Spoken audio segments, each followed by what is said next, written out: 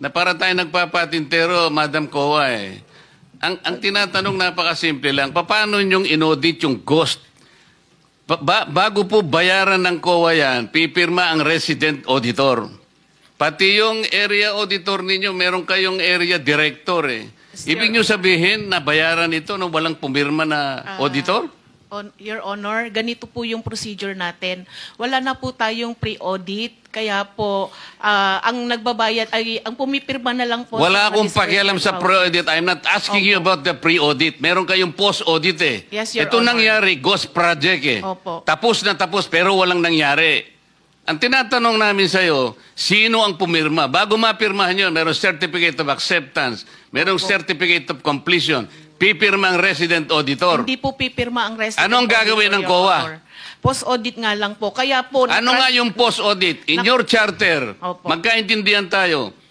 Ito yung inyong charter, sample of services listed in COA Citizens Charter. Financial audit, performance audit, compliance audit, fraud audit, special audit, notice of disallowance, notice of charge, notice of suspension. Among these, alin ang akma doon sa performance ng contract? Opo. Nasaan kayo? Papasok po siya sa compliance, sir. Sus Mariosep, Opo. wala nga compliance eh. Ganito po, Your Honor, marami pong observation ng mga auditors natin pagdating po sa compliance nila sa procurement. Sinong mag-a-avail ng compliance? Sino yung auditee?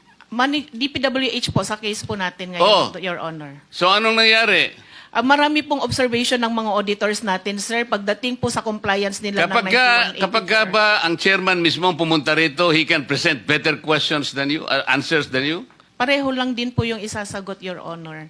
Kasi ganun Pareho po yung proseso isasagot natin. Opo. So, ito lang po ang ating news update ngayon mga ka-DO. And please comment down below kung ano ang masasabi nyo sa video na ito. And please, pakisupport naman ang ating Facebook page para magpatuloy pa tayo sa paggawa ng bagong news update. Maraming salamat po at magandang araw.